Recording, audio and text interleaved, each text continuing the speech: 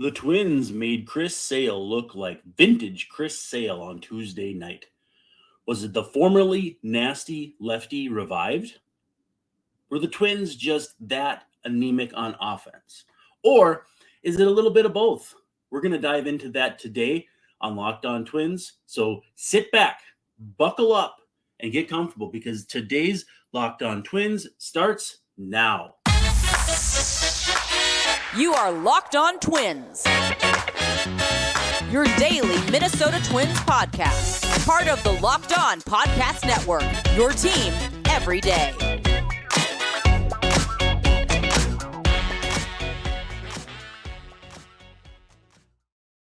Hey, what do you say? We are back here for another Locked On Twins, which is your first listen every day. We are free and available wherever you get your podcasts, as well as on YouTube. And, of course, we're part of the Locked On Podcast Network, which is your team every day. As a reminder, please feel free to hang out in the comment section on YouTube, give us 5-star review, and subscribe and like, and all that fun stuff. Wherever you're listening and or watching, this is a big deal for us because it helps us up the charts, helps us with advertisers and stuff. So again, just if you like the show, let everyone else know. If you don't, let me know, and I will make adjustments as necessary. Also, if you would like to be part of the show, please feel free to leave comments beneath the YouTube video. Send me tweets, either to @LockedOnTwins or @Brandon_WARNE. And we'll make sure to get those answered in short order. We do have a few comments on Tuesday night's game that we'll get to probably in the third segment today. But before we get started, let's talk about FanDuel Sportsbook. That is the official sportsbook of Locked On, and this episode is brought to you by them. Make every moment more and visit FanDuel.com/LockedOn today to get started. All kinds of fun stuff to gamble on right now with basketball, NBA in the playoffs, NHL in the playoffs, both of those absolutely frenzied paces that those games are played at, and even casual fans should enjoy those because they are a whole lot of fun. And then, of course, your MLB teams are 15, 16, 17 games into the season, so at least enough of a decent sample size to maybe have some information to base your wagers on. So again, that's FanDuel Sportsbook, FanDuel.com/LockedOn. Now, before we get started, too, the Twins play the Red Sox tonight at 6:10 p.m. Central. We're going to find out if the Twins can keep from making another formerly great starter looking like the Cy Young version of themselves. But you can catch every pitch of the Twins' hometown broadcast with SiriusXM on the SXM app. All you got to do is search Twins, and you will get the hometown call with Corey Provis and Dan Gladden, or every now and then Chris Atterbury. But great broadcast. And again, so go on SiriusXM or the SXM app and search for Twins, and you can see Joe Ryan versus Corey Kluber this evening. So, Twins fall 5-4 in extras. Lots to get to in this game. I think it's a good thing to start with Sonny Gray, who came in with a sub-1 ERA and just battled.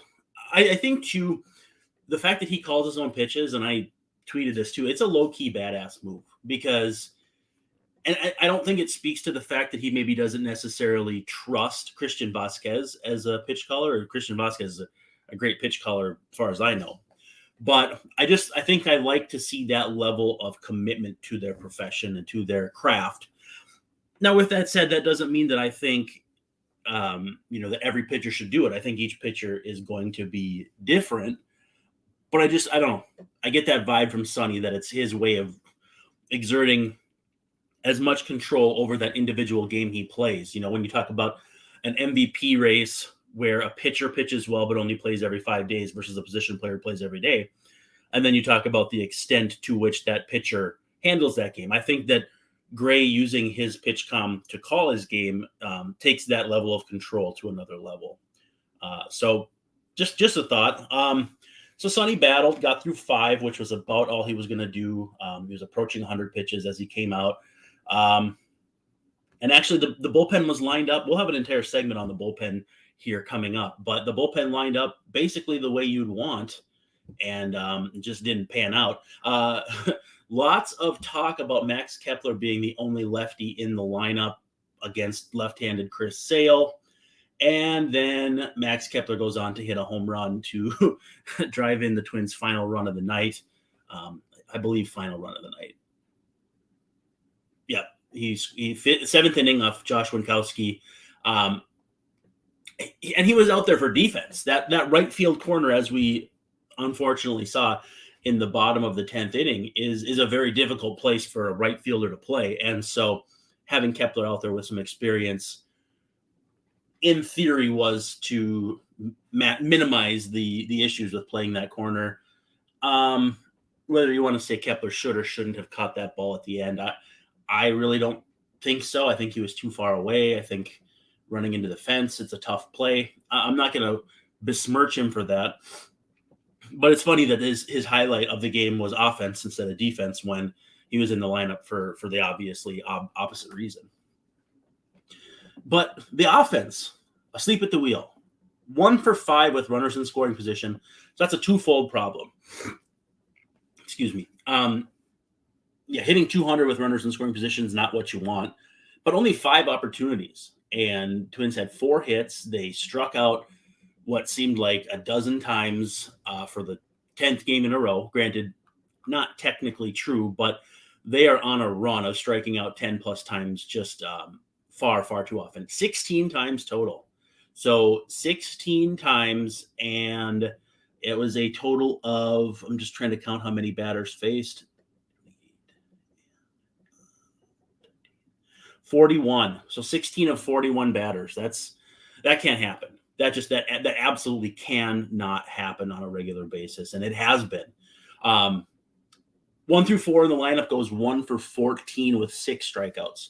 If you want to drop that down to 1 through 5, which was Kyle Garlick against a lefty and then Trevor Larnach late, 1 for 19 with 8 strikeouts. So you can get mad about the risky business of 1 for 5, but in general, just not enough guys getting on base, not putting together good approaches. And we'll talk about Sale and how he pitched, but at some point you have to control what you can control, and this Twins team offensively is not doing that.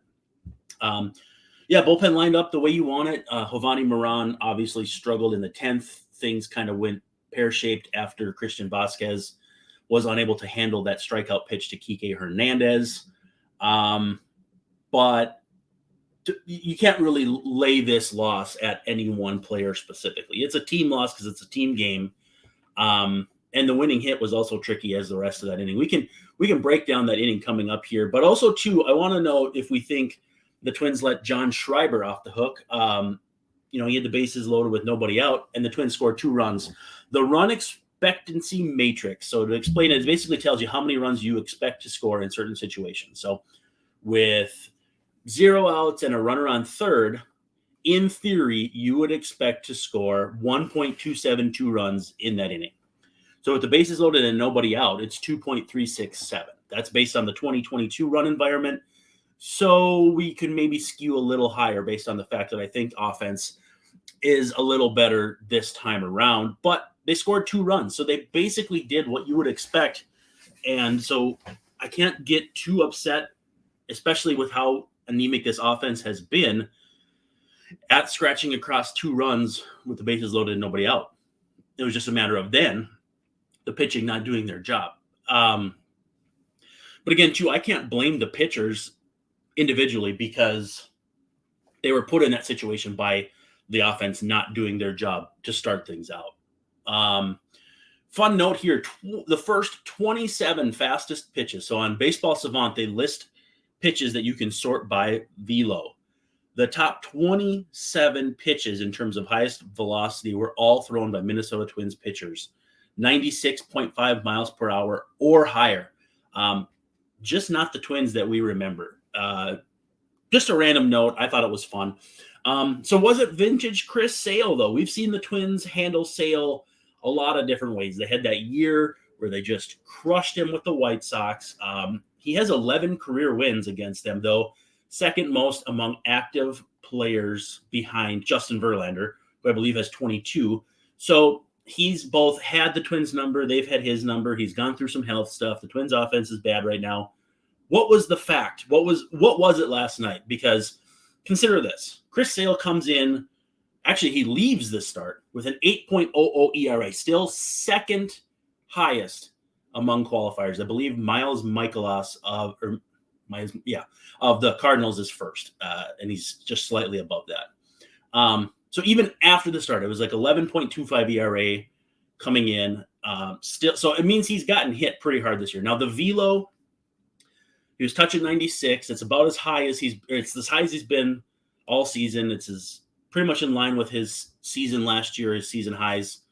So basically, it's who Chris Sale is right now, and it's a diminished version of him in the sense that he used to be able to touch 98, 99. But anybody who can throw that hard with some pitching know-how and some decent secondary stuff can probably be a pretty good pitcher, can shut down offenses on a regular basis, and especially offenses like this Twins offense, which has been, as we've noted, just absolutely dreadful. So velo up. He's been trying something new with a sinker, which it's going to be interesting to monitor if that becomes a ground ball pitch for him or just a different look. 19 swinging strikes, though. That's far too many. And initially I thought, okay, well, if they're on the slider looked pretty good. 9 of them were on the fastball, and that simply cannot happen. You cannot swing through that many fastballs against a guy who he's not an ace right now. I mean, even if he looked as good as he's looked in the last 3 years, this is still just too many swinging strikes on fastballs. 6 on the slider, which was good. 4 on the changeup, which I also thought was fairly good. But that's just too many swinging strikes on the fastball. So while I think Chris Sale looked good, it was not to the extent where the Twins should have been this hapless against him. And I did tweet before we head into break, this Twins offense and this outing will probably delude Red Sox fans into thinking he's back until next time out he gives up 5 earned runs in 3 2/3 innings with a couple homers. You know, he just becomes the version of Chris Sale he was before. So, yeah, that's kind of my takeaway from the first game. We're going to dive into bullpen usage, but before we do that, we have to talk about eBay Motors. eBay Motors is, you go on eBay Motors, you look for a green check, and that's where you can get parts that fit. Stay in the game with eBay Guaranteed Fit. ebaymotors.com. Let's ride. Eligible items only. Exclusions apply. So again, go to eBay Motors, look for the green check, and you'll know you're in the right place. You can get your parts. You can get all kinds of different stuff. ebaymotors.com. All right. Thank you again, too, for making Locked On Twins your first listen every day. If you're an everydayer, if you hang out with us every single day, make sure you check out tomorrow's show as we recap what we hope is the Twins win over Corey Kluber. May do a little bit of some report cards on how the players have fared so far, as we're about 10% through the season. And, we'll see what else gets thrown at us. But that's going to be based on tonight's game at 6 o'clock, 6:10 is first pitch, Joe Ryan, Corey Kluber. You can catch every pitch of your hometown broadcast. So the boys, Corey and Danny, you can get them on SiriusXM on the SXM app. Just search Twins and you'll find the live audio feed. So there's a lot to dissect in terms of how this bullpen fared on Tuesday. People were upset that Jorge Lopez came in the 6th. They thought that was a little too early. Why not Pagan? Why not Moran then? It was 7, 8, 9 in the order. And again, like that makes sense to me, but if you're considering the idea that you can win the game in 9, Lopez, Thielbar, Jax, Duran, that's boom, boom, boom, boom. That's exactly how you want to line it up. And then the later the game goes, you can pull those guys off if, heaven forbid, someone hits a 3-run homer and you're up 5-1 or 5-2 late. You can change things up, but it's as I like to say, you can't win the game in the 6th or 7th inning, but you can most certainly lose it. And that's why teams don't always go in order of lower leverage to higher leverage. Like Duran, where he pitched, he also faced 2, 3, 4. Devers, Turner, and it was Verdugo, Devers, Turner, I think, and then Yoshida. Either way, it was 2-3-4. And the bigger gripe of Duran not coming back out for the 10th, I kind of get that I have less of an issue with. But Thielbar pitched the 7th. And so if we grab the box score from the 7th, he faces in that inning, just pull it up here, Verdugo, lefty, Devers, lefty, Turner, righty, Yoshida, lefty. So that's the matchup you want for Thielbar, right? Scoreless inning, does what he does. That's that. So Lopez did end up facing Wong, Duran, and Chang, which 7, 8, 9, not too difficult. However, if you throw Thielbar in the 6th and Lopez in the 7th, yeah, maybe that gives you a better feel as far as traditional innings rolls. But then both of those guys are out of sorts in the sense that you want Thielbar to face all those lefties. Now, people saying, well, why not Pagan in the 6th? Why not Moran then? Why not Alcala? Because then again, if you're not using one of your 4 best with 4 innings to go, you're giving yourself the chance to lose the game earlier on. You know, if Pagan comes in and gives up a homer to Jarren Duran, then the whole thing's blown up, and then people are ticked about that. So you really can't play revisionist when you have to manage the game as it's laid out in front of you. So to me, I get if you don't want Lopez to throw the 6th, but the matchups that dictated it for 6, 7, 8, and 9, to me, all lined up. Also, Griffin Jax's inning and a lot of the contact that these guys made, we're on Baseball Savant here. So let's see if I can pull it up. But a lot of the batted balls for the Red Sox late were not hit hard. The game-winning single, 83.7%. Let's see here. A lot of 83s, 84s. At least Reese McGuire's ball was hit hard. I'm not sure why, though. I'm trying to figure out here which are which. Yeah. Jarren Duran, 82.0 miles per hour, no outs recorded. They weren't crushing the ball. And also against Griffin Jax, honestly, in-play run scored with Duran on an 86.7 mile per hour batted ball. Reese McGuire's was 86.6 mile per hour batted ball. Kike Hernandez was at least 90.1. So, yeah, I mean, it wasn't as though the Twins were giving up loud, booming hits when the Red Sox tied it late and won it even later than that.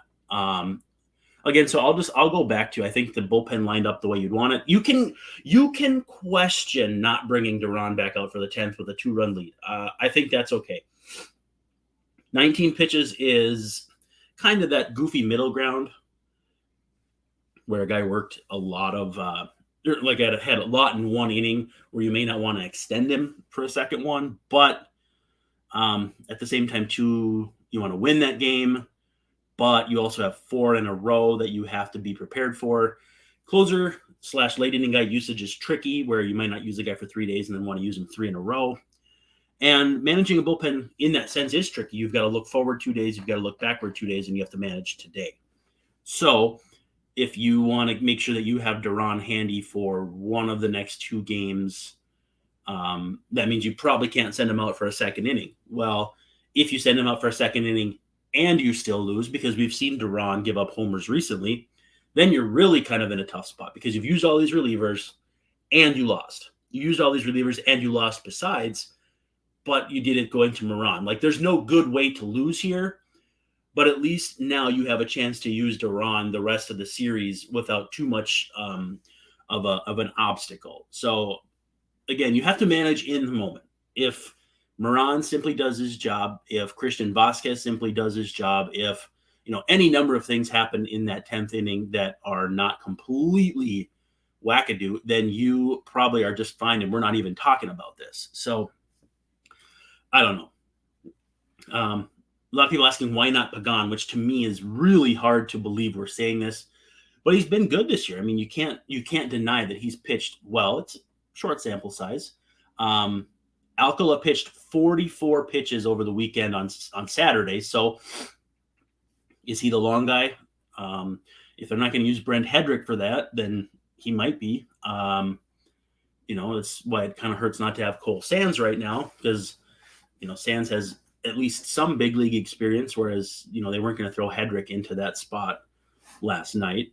But if it's not Alcala and it's not Hedrick, it's either Pagan or Moran. And once Moran went sideways, to me, I kind of felt like Pagan should have come in. You need someone to throw strikes. And if he gives up a homer, he wasn't put in this situation. Moran and Vasquez did that. So I'm not really sure what the right answer is. I think I'd have gone to Pagan as the inning went sideways. But let's not lose sight of the fact that this offense needs to do something. Anything. We're all focusing on what happened in front of us, which was the bullpen giving up a lead and ultimately the game. But let's talk about the first 9 innings and the Twins scoring 2 runs. That can't happen. Not against Chris Sale, not against this bullpen of the Red Sox, which is not particularly good. At some point, this offense needs to show something, and you can talk all day long about, Jorge Polanco's close, Alex Kirilloff's getting closer, Joey Gallo's coming back for this game. This is still an offense that has underperformed, even when you adjust for what the personnel looks like. This is not a lineup that 2-3-4 should be going 1 for 14 with 6 strikeouts, 1 through 5, 1 for 19 with 8 strikeouts. You're not going to beat anybody like that. You're not going to beat Chris Sale. You're not going to beat full price Chris Sale.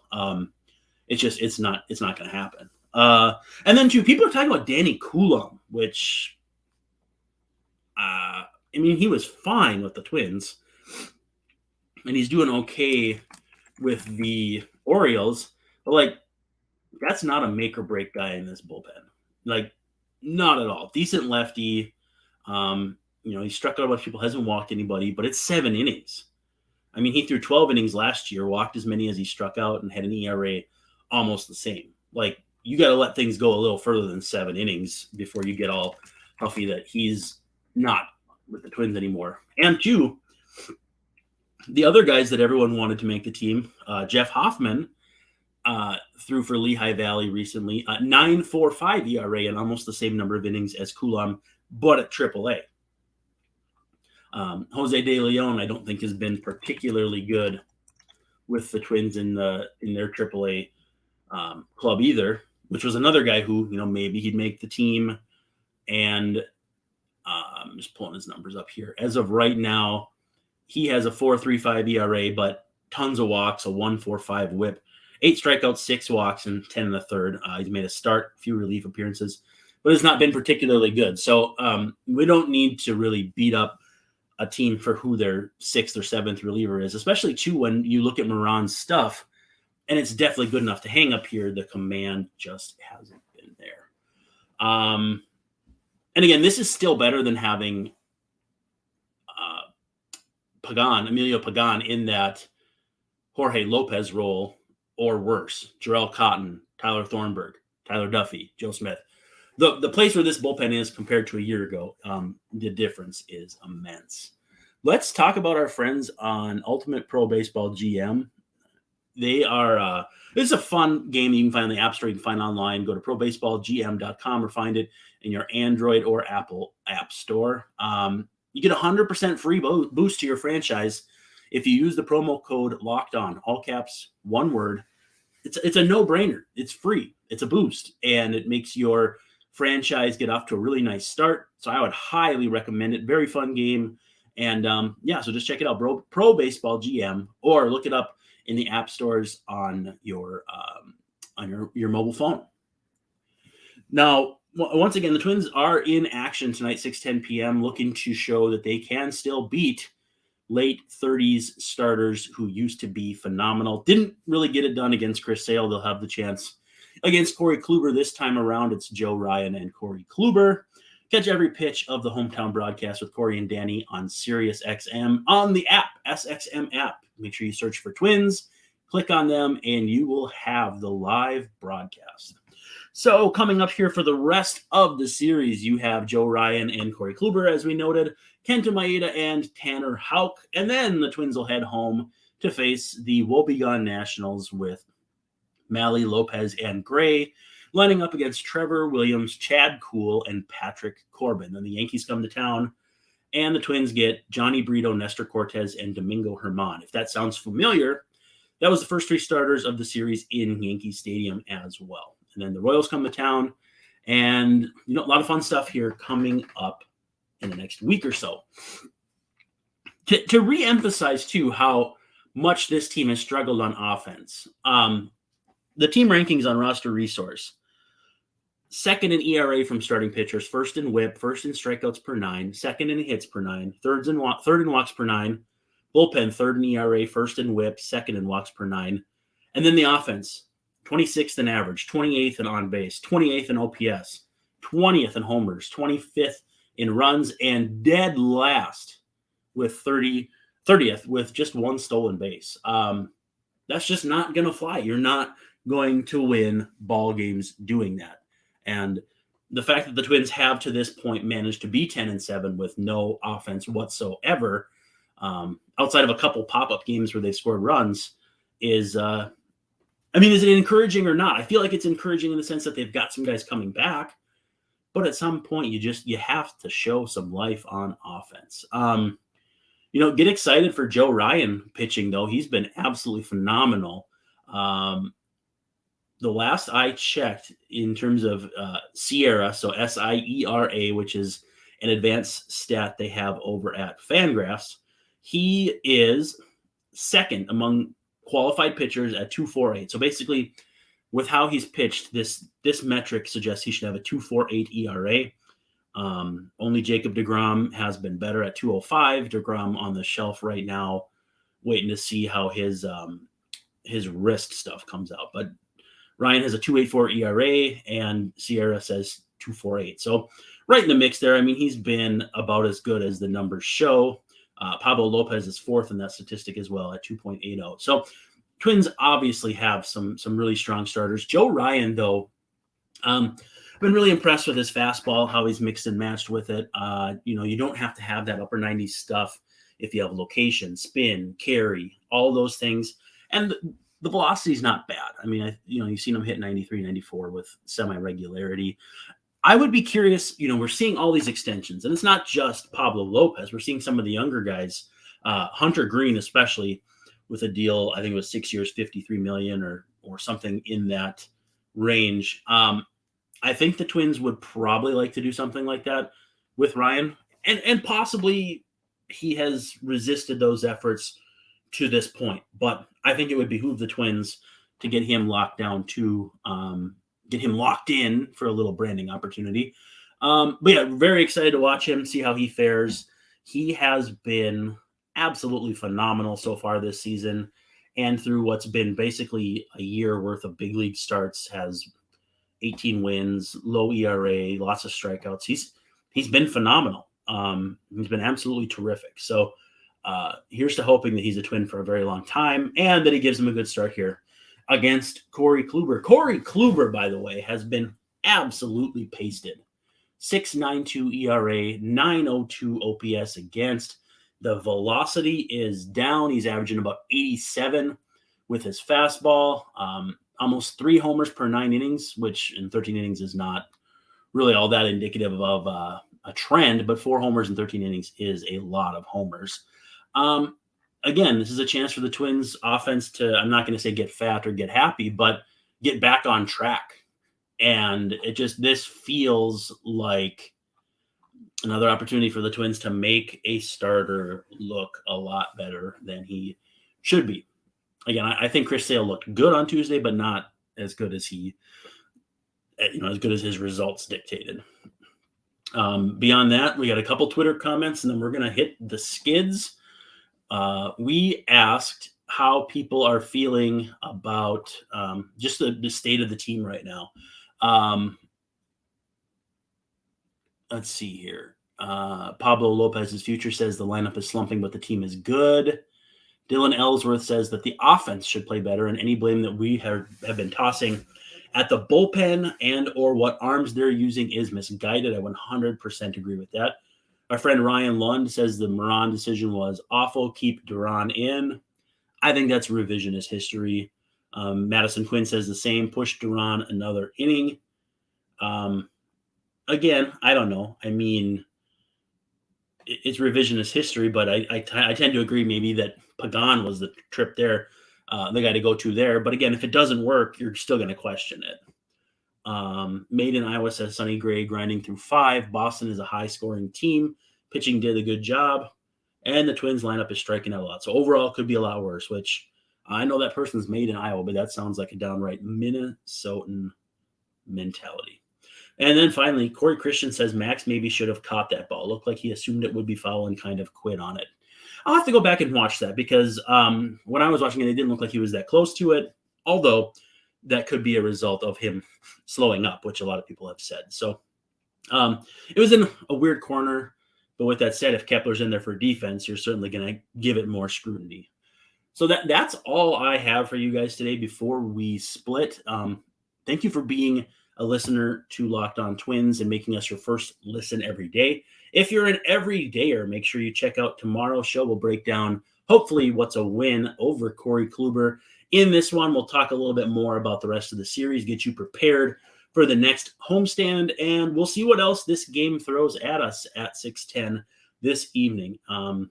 Follow us at Locked On Twins, at Locked On MIN for the network, at Brandon_Warren, and subscribe or like or give us a 5-star rating. Any of those platitudes that you can lump upon us would be great because it helps us out on the business end so much. If you like the show, tell others. If you don't, tell us. I would love to make it the best version of itself. So this is Brandon Warren signing off saying thank you so much. And don't forget to stop by tomorrow and be an everydayer. Peace.